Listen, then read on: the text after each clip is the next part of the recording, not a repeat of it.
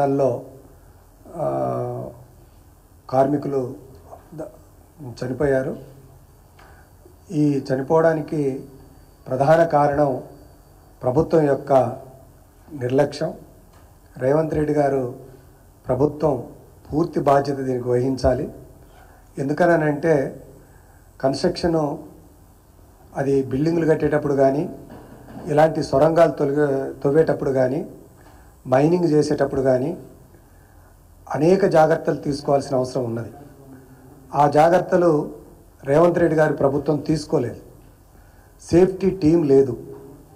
లోనికి వెళ్ళేటప్పుడు oxygen pipe line రన్నింగ్లో ఉండాలి. ఎక్కువ ఖర్చు అనే పేరుతోటి ఆ ఏజెన్సీ ఆక్సిజన్ లైన్ కూడా ఏర్పాటు చేయలేదు.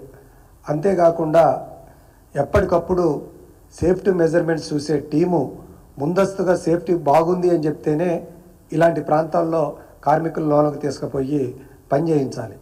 అలా పని చేయించలేదు. అంటే రేవంత్ రెడ్డి ప్రభుత్వం కార్మికుల ప్రాణాలని లెక్క పెట్టడం లేదు.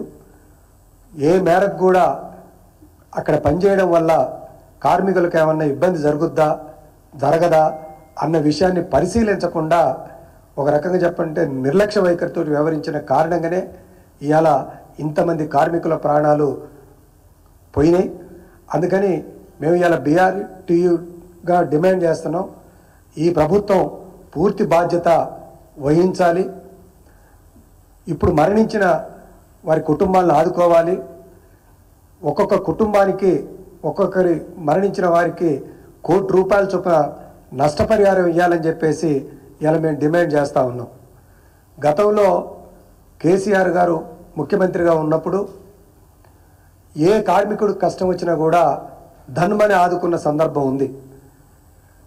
గతంలో కరోనా వస్తే బయట రాష్ట్రాల నుంచి వచ్చిన కార్మికులైనా వాళ్ళు వచ్చినప్పుడు వాళ్లకు సంబంధించిన కష్టసుఖాలు తెలుసుకొని వాళ్ళు ఇతర రాష్ట్రాలకు పోయి వాళ్ళు ఇల్లు చేరుకునేదాకా కూడా ప్రయాణ ఖర్చులు ఇచ్చి వాళ్ళని కడుపులో పెట్టుకొని చూసిన పరిస్థితి ఈ రాష్ట్రంలో తెలంగాణలో ఉండేది.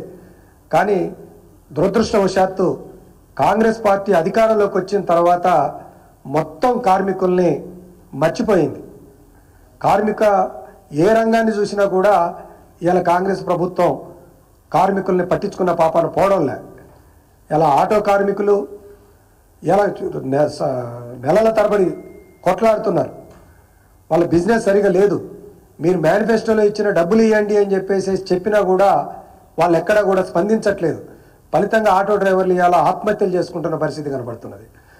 అంతేకాకుండా ఇవాళ దారం మిల్లులలో పనిచేసేవాళ్ళు, టెక్స్టైల్ దాంట్లో పనిచేసేవాళ్ళు, అనేక ప్రాంతాల్లో కార్మికులు ఇవాళ జీతభత్యాలు లేక ఇబ్బందులు పడుతున్నారు.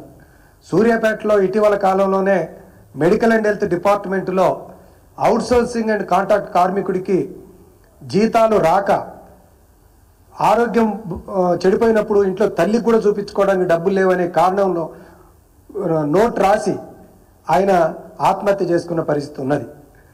ఇట్లా ఎంతమంది సావులు ఈ ప్రభుత్వం చూడదలుచుకున్నది?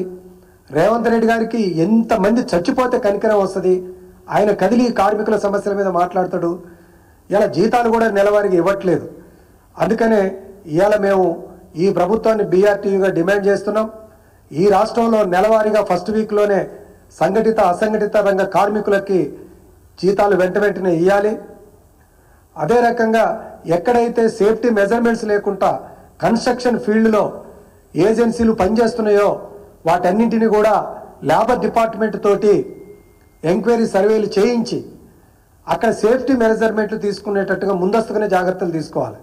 చచ్చిపోయినప్పుడు 4 రోజులు మాట్లాడటమే కాదు, ఇలా హైదరాబాద్ చుట్టుపక్కల ప్రాంతాల్లో అనేక పెద్ద పెద్ద బిల్డింగులు, అనేక పరిశ్రమలు వస్తున్నాయి.